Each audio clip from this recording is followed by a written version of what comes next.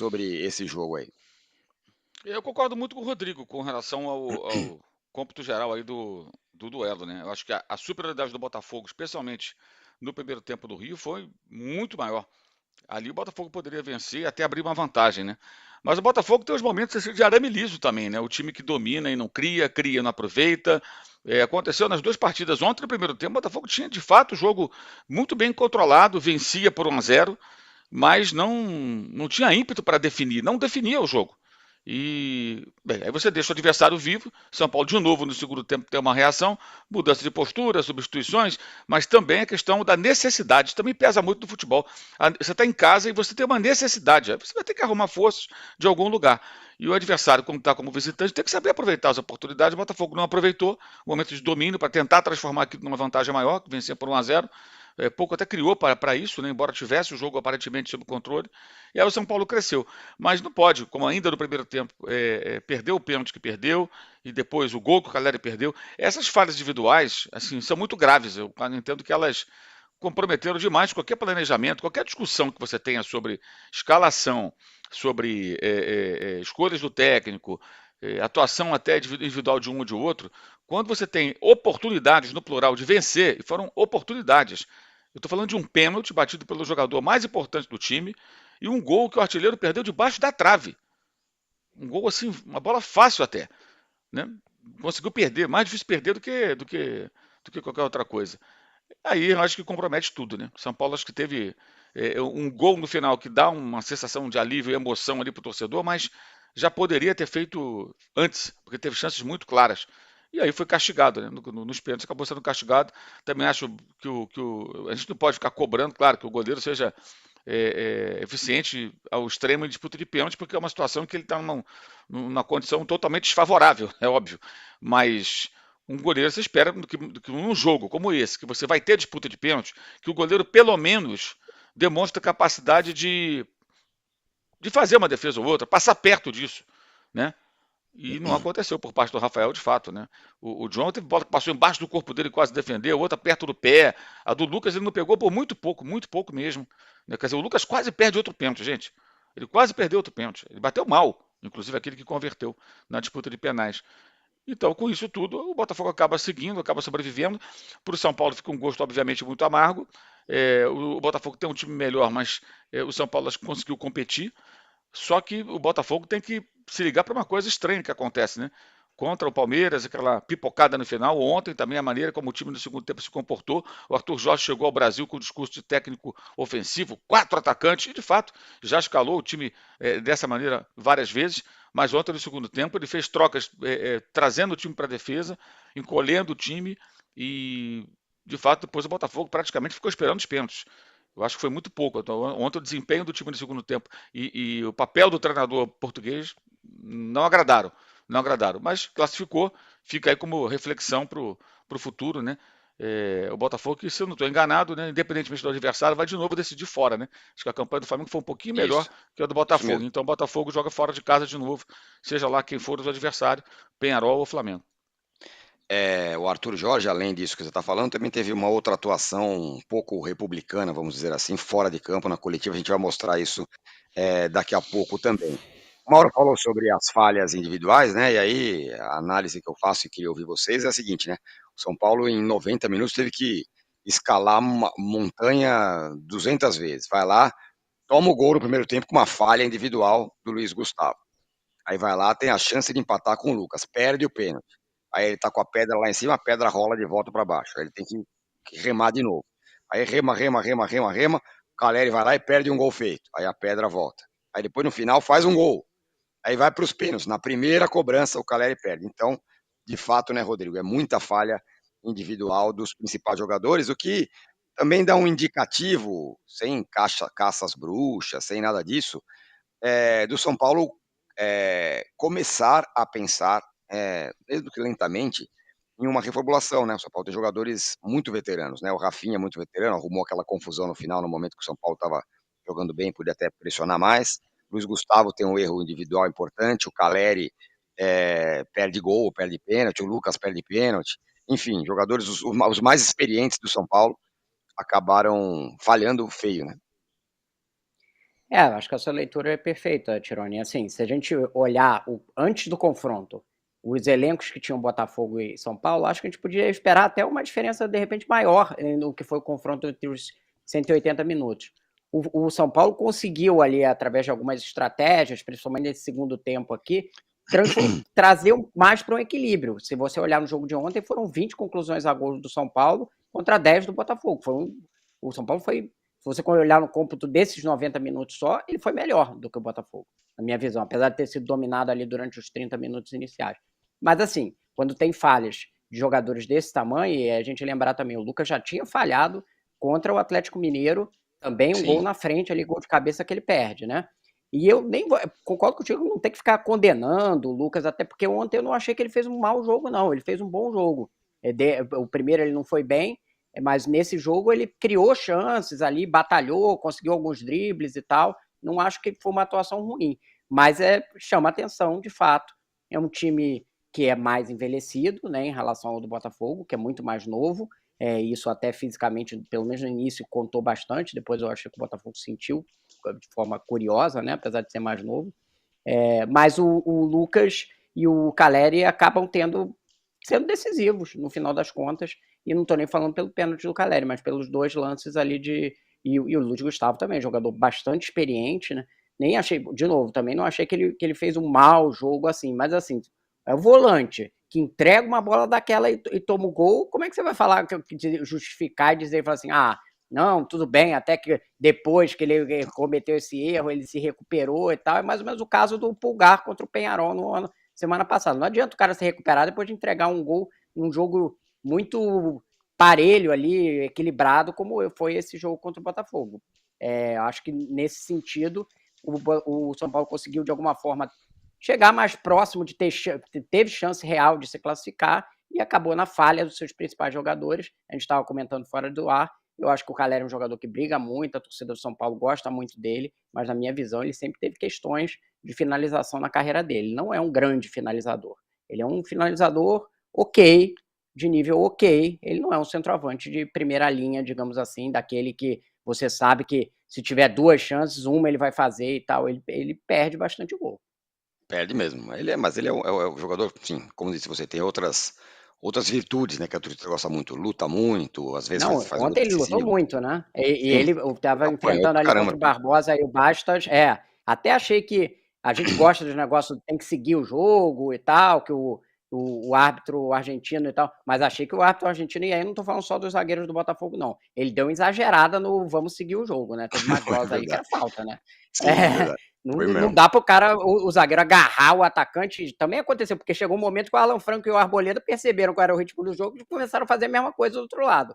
Eles começaram a Exatamente. agarrar e derrubar, então foram dos dois lados. Mas eu acho que o árbitro estava muito. Não, tudo não é falta. Sei lá, achei que teve um exagero nesse critério. O Fabiano aqui, ele fala o seguinte: comentaristas que disseram que o Lucas joga mais pelo meio tem que trocar de profissão. Não lembro de 3 jogos que ele jogou bem no meio. Lembro de Vasco, Inter e Botafogo. Ele fala: não estou falando de vocês, que são ótimos. De fato, né, Mauro? Esse negócio é um negócio interessante do São Paulo. E aí eu aumento um pouco essa discussão para outras figuras. Então era isso. Todo mundo, não, é o Lucas no meio e o Luciano no banco. O Lucas no meio foi muito ruim, né? Quando ele jogou para o lado, ele melhorou ontem. Tem que jogar o William Gomes. Conseguiu jogar 25 minutos. Teve que entrar o Luciano. E que entrou direito. Né? Então, essa febre, essa loucura da torcida, que às vezes é incorporada até pelo time mesmo, até acatada por treinadores, também é uma questão, né? O Luciano, que era o cara que ninguém queria ver em campo, jogou bem ontem. A hora que ele entrou, o time melhorou muito. Mas também são circunstâncias de jogo, né? São momentos diferentes dentro de um jogo. Você tem um momento que o jogo começa, que o São Paulo tem em casa e está 0-0, tem um momento que o Luciano entra, o São Paulo tem em casa e está perdendo por 1-0. Então Uhum. você precisa do Luciano, porque o Luciano é um jogador ofensivo, o Luciano vai te ajudar a tentar empatar o jogo. São momentos diferentes. Por exemplo, se o Botafogo não tivesse corrido nenhum risco e sustentasse 1-0, nós estaríamos elogiando a postura do Arthur Jorge. Não, recuou o time, não correu risco, venceu por 1-0. Foi pragmático, mas ali ele tinha que conseguir a classificação. Não teve nenhum susto. Teve, claro que teve, né? O São Paulo criou chance, o São Paulo empatou, o São Paulo perdeu um gol incrível com o seu artilheiro. Se o Caleri tivesse aproveitamento esperado de um centroavante, infelizmente para o São Paulo ele não teve, o São Paulo agora estaria comemorando a classificação, ele seria o herói, né? E são esses detalhes que fazem. E o mata-mata tem muito disso, né? Porque é um jogo sempre, ainda mais uma Libertadores, valendo a vaga na semifinal, é um jogo de sobrevivência. Então todo mundo tem que deixar tudo dentro de campo, o desgaste é maior, a parte emocional arregaça com as pessoas, né? Torcedor, com técnico, com todo mundo, porque você vai no limite da emoção ali. Então até o comportamento dentro do campo ele fica comprometido. Difícil é ter tranquilidade em certos momentos, como você teria num jogo de pontos corridos, valendo mais 3 pontos, são 3 pontos, mas você sabe que ali você não está definindo a sua vida na competição. E ontem foi um jogo visceral nesse sentido, né? Numa situação assim extrema, eu diria, pela disputa como foi. Os jogos foram legais, né? Os jogos foram, mesmo 0-0 foi bom, o jogo ontem foi bom também, jogos disputados, com ingrediente de emoção. Agora tudo isso vira detalhe. O Lucas jogar por dentro, o Lucas jogar pela ponta, o melhor momento do Lucas no Tottenham foi jogando por dentro. Talvez por isso muita gente acredite que ele possa jogar assim, eu acreditava, né? Lembrando, quando ele fez aqueles 3 gols no Ajax pelo Tottenham e o Harry Kane estava machucado, ele jogava por dentro, atrás do centroavante, ele vinha de trás e funcionou. Então depende também do contexto, do time, de uma série de outras questões. Eu acho que essa passa a ser uma discussão menor. O São Paulo teve a chance. Do ponto de vista do São Paulo, as chances apareceram, no plural. O São Paulo teve um pênalti que caiu do céu ali. Ali é bem discutível até.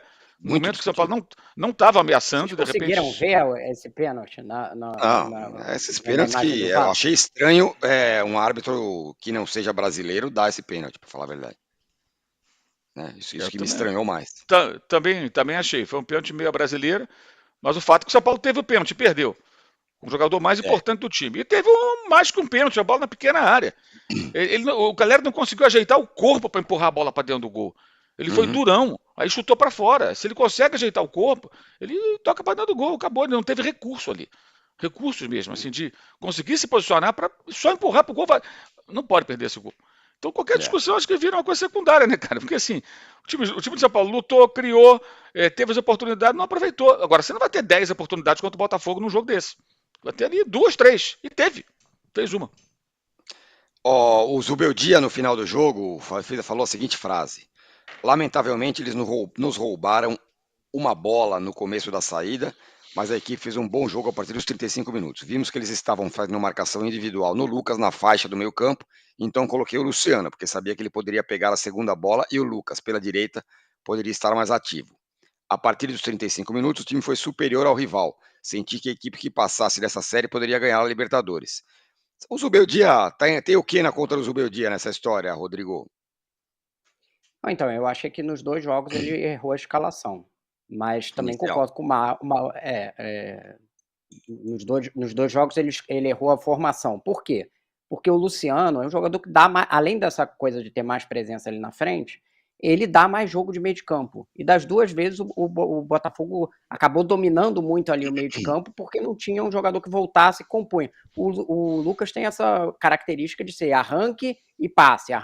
Jogador muito vertical, ele não dá muito jogo. Aí ficava o William Gomes numa ponta, o Caleri ali no meio, o Wellington Rato mais para a esquerda, né? Depois eles até deram uma invertida ali, mas enfim, ficavam jogadores muito isolados e pouca presença ali no meio de campo e o Botafogo massacrando com aquela marcação, pressão e o São Paulo sem saída. Quando entra o Luciano, justamente ele tem essa característica também de voltar, começar a dar um pouco mais de saída e tal, não sei o quê. Mas assim, também as modificações dele ajudaram o time, como disse o Mauro, no final houve as chances, né? Aconteceram ali. Você teve a possibilidade de classificar e o erro individual é que acabou pesando. Mas eu acho que teve esse aspecto de que nos 2 jogos a opção melhor talvez fosse o Luciano. É curioso, né? Porque no primeiro jogo ele deu aquele sermão lá no repórter por conta do que ele barra o Luciano e tal, não sei o quê, que ele é corajoso, bababá. E talvez nas 2 vezes ele não tivesse que ter barrado o Luciano. Aliás, estamos vivendo a era dos professores que dão aula de tudo, né? De jornalismo, de não sei o quê. Era do sermão. A era do sermão, a era do professor, do bedel, né? Esses caras vêm aí e falam. Ontem foi a vez do vencedor, o Arthur Jorge, né? Querer crescer e reclamar de repórter, que uma pergunta que não era nem para ele. Vamos assistir a esse vídeo do técnico do Botafogo depois do jogo. Você sabe muito bem aquilo que você viveu na pele no final da temporada passada pelo time do Botafogo. Você permanece participa de uma reviravolta, digamos assim. Queria que você falasse sobre essa sua trajetória dentro do clube como um dos líderes do elenco, essa sua permanência e fazendo história agora, né, chegando tão longe num torneio de tanta importância. Já temos mais 10 meses desta temporada, vocês continuam a falar da temporada anterior. Falem deste jogo que nós ganhámos e que passámos e que estamos mais uma vez nas meias finais da Libertadores. Falem disso, não faz sentido, estamos a falar 10 meses depois daquilo que foi a época anterior. Mas desculpe lá, mas não faz sentido nenhum. Perdão, eu percebo a sua questão e posso até compreender qual é a curiosidade. Não se esqueça, não faça perguntas de agora, deste ano. Eu estou cá, está cá o Marlon, estamos para responder sobre o jogo, sobre aquilo que é a eliminatória, aquilo que é a competição. Não me vão buscar outra vez, não queiram buscar aquilo que não faz sentido. Eu já falei disto, a história está passada, está ultrapassada. Nós temos que olhar para o futuro e o futuro faz-se de hoje. Ganhamos o jogo, o futuro faz de sábado, voltamos a jogar com o Grêmio. Faz-se aquilo que é depois a próxima eliminatória, a meia-final. É isso que nós temos que falar. Desculpe lá, mas não temos que falar de mais nada. Eu não estou discutindo de forma alguma, só explicando, porque é também uma oportunidade do Marlon mostrar também essa volta por cima. O Marlon mostra dentro do campo aquilo que tem que mostrar. Dentro do campo, o Marlon e os Marlons da equipa mostram aquilo que tem que mostrar. Aquilo que é a realidade de hoje deste Botafogo. É uma equipa comprometida, séria, sempre a dar o limite e é isso que nós temos que ter. Marlon e todos os outros Marlons da equipa dão a vida pelo Botafogo hoje e sempre. Desculpa, professor, só acho que era uma oportunidade até de enaltecer. Esqueça a oportunidade, não dá mais oportunidade. De enaltecer o feito do Marlon também. É. Muito bem, tá aí o Arthur Jorge dando uma aula aí, né? De você deve perguntar Faça isso, perguntas. aqui você.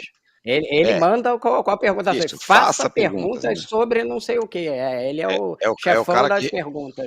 É isso, é o técnico que reclama. Você fala, eu acho que vai chegar. Ô, Mal, acho que você devia ter mudado o time, acho que você devia ter feito isso, enfim.